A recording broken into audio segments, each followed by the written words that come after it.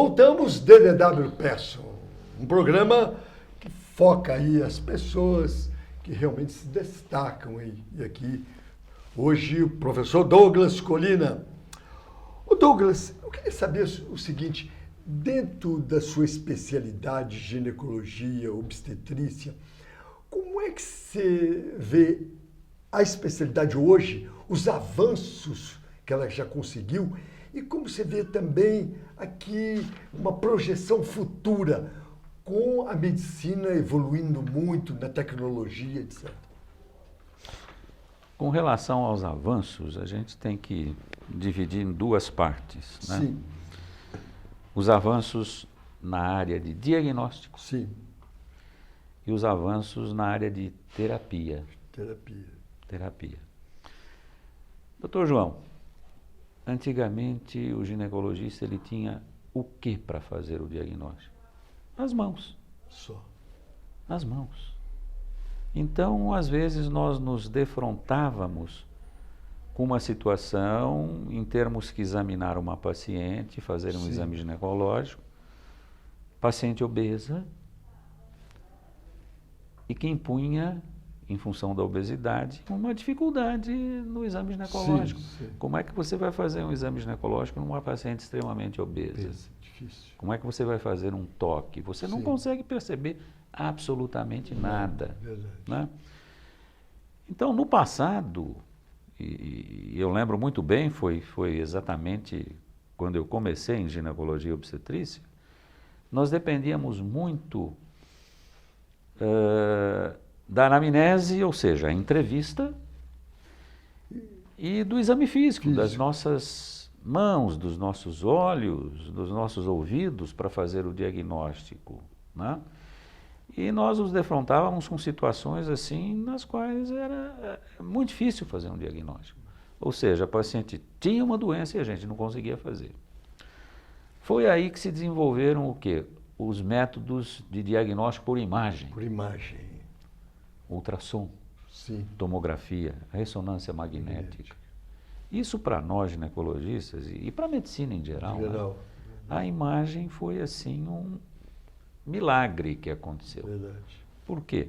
Com exames de imagem foi possível fazer diagnósticos que nós não conseguíamos fazer através do exame físico.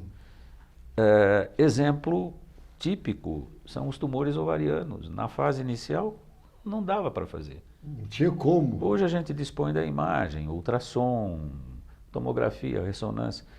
Então, em termos diagnósticos, nas últimas 4 décadas, o avanço foi assim espetacular. Agora, a bioquímica, os exames de laboratório também ajudaram. Muito, muito, bem lembrado. No passado, como é que nós fazíamos com pacientes que tinham problemas hormonais? Suspeitávamos e tratávamos. Era o teste terapêutico. Verdade, tinha-se muito isso. Se dava certo, tudo bem. Se não dava, vamos tentar outra coisa. Hoje nós temos o quê? Exames laboratoriais, como você citou, de alta qualidade e que avaliam qualquer substância. Verdade. Por exemplo, há umas 4 décadas, para você fazer dosagens hormonais, era a coisa mais difícil do mundo. Verdade. Hoje nós temos aí as técnicas de radioimunoensaio, que você dosa qualquer hormônio em qualquer lugar. Os laboratórios de Bragança estão equipados, capacitados para tudo isso. Então, os avanços na área de diagnóstico, não só por imagem, mas exames laboratoriais, foram muito grandes. Terapia, na área terapêutica também. Medicamentos mais modernos, verdade. Antibióticos mais potentes, hormônios muito parecidos aos naturais, né? Quer dizer, os chamados hormônios bioidênticos, isso na minha área, tá? Enfim, em oncologia, a radioterapia, a quimioterapia são mais eficientes, a imuno são mais eficientes, menos efeitos colaterais. Então nós tivemos avanços assim muito grandes nas últimas 4 décadas em termos diagnósticos e terapêuticos. Isso fabuloso. Só que a gente está com um problema muito sério em decorrência disso. Sim. Tá? Os médicos, muito confiantes nos exames complementares... Não estão examinando. Não estão examinando, não estão conversando com o paciente. Não estão conversando, você falou a verdade. Ou seja, aquela entrevista que você faz com o paciente antes de examinar é feita de uma forma assim muito rudimentar, muito rápida. Isso está prejudicando. Exame às vezes nem é feito. O médico ele parte direto para a solicitação de exames complementares.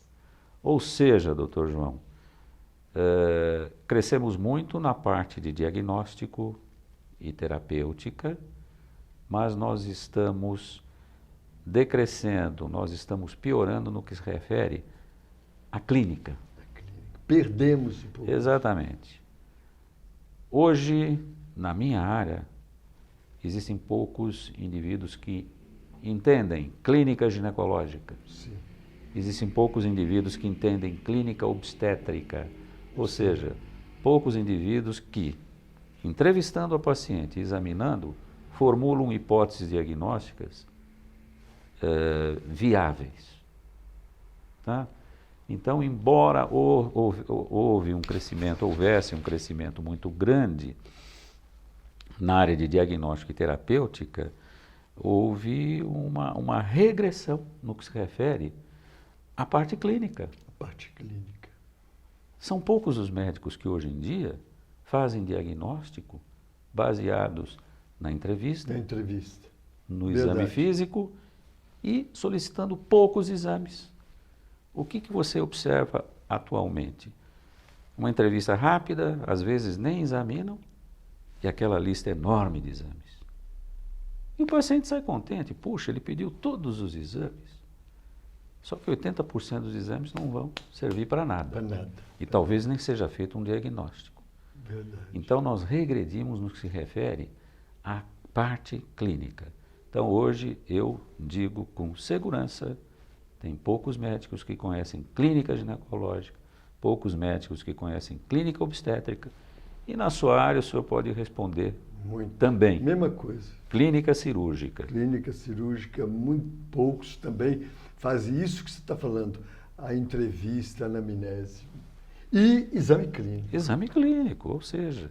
Isso. Agora, Douglas, tem uma coisa aí que eu vi outro dia no Congresso Nacional, na Câmara, que vai para o Congresso, né? Senado e Câmara, falando o seguinte, que a mulher, na questão da obstetrícia, ela tem para quase que um projeto de lei, que a mulher pode optar agora para ter um parto normal ou humanitário ou a cesárea. Ela pode optar, claro, dependendo aí também do profissional, mas ela pode. Eu tenho interesse em fazer, vamos dizer, que o parto seja cesáreo e o outro não, o parto normal. Mas ela pode fazer essa opção. Como é que você vê essa questão? Eu acho que a forma de parto é uma decisão soberana da mulher. Olha aí. Tá soberana. Tá? Agora, o grande problema é o seguinte, por que se opta por tanto parto cesárea? Porque o pré-natal é mal feito. Pré-natal mal feito, correto. Mal feito. O pré-natal é mal feito, doutor João. O Ministério da Saúde, de uns 10 anos para cá, ou seja, 10 anos, aproximadamente 10 anos, decidiu implantar no Brasil o parto humanizado. Humanizado, isso. Então reuniram-se nos gabinetes em Brasília os experts e definiram o que é o parto humanizado. Então, na opinião deles, o parto humanizado é o quê? É um parto no qual a paciente se interna, junto com o marido, junto com a mãe, se quiser. Se tiver um cachorrinho de estimação, pode levar o cachorrinho. Todos vão. Aí vão todos, entram todos na sala de parto. Isso é o parto humanizado no entender dos experts do Ministério da Saúde. Sim. Só que se esquece o seguinte, será que essa paciente, esse casal, essa família estão preparados para o ato? Sim. Não estão. Por quê? Porque parto humanizado pressupõe pré-natal humanizado. Sim, verdade. Como é que é feito um pré-natal na Holanda e na Inglaterra, que são serviços de pré-natal que eu conheço? A paciente engravida, o casal se inscreve num serviço de assistência ao pré-natal. Esse serviço de assistência ao pré-natal é comandado por uma enfermeira obstetriz. Sim. E durante os 9 meses da gravidez, a paciente e o marido vão passar por consultas com o ginecologista, nutricionista, psicólogo, pediatra, fisioterapeuta, e vão ter palestras periódicas a respeito do que é a gravidez, do que é o parto. Bem multidisciplinar. Exatamente. Então, o casal chega para o momento do parto preparado. Verdade, verdade. Esse é o parto humanizado. O parto humanizado pressupõe um pré-natal humanizado. Você não pode colocar um telhado numa casa se você não fizer a base. Sim, verdade. Não é verdade? Então, querem fazer um parto humanizado sem um pré-natal. Um pré-natal humanizado não dá certo. A confusão que está ocorrendo nos hospitais, por causa dessas atitudes do Ministério da Saúde, são terríveis, porque você bota dentro dos hospitais um pessoal que não está preparado. Completamente fora então, de foco. É um terror. É isso aí. Professor Douglas Colina. Ô Douglas, foi muito bom tê-lo aqui e quero agradecer e até uma outra oportunidade. Parabéns e que continue assim com essa carreira brilhante. É um prazer para mim, mais uma vez, estar presente num dos seus programas. Eu agradeço o convite, agradeço toda a sua equipe e espero nos encontrarmos brevemente. Tá certo. É isso aí. DDW Person, com o professor Douglas Colina. É isso aí. Nós vamos ficando por aqui. Agradeço aí vocês aí, a audiência, ao Dr. Douglas. A gente se vê no outro DDW. Até lá.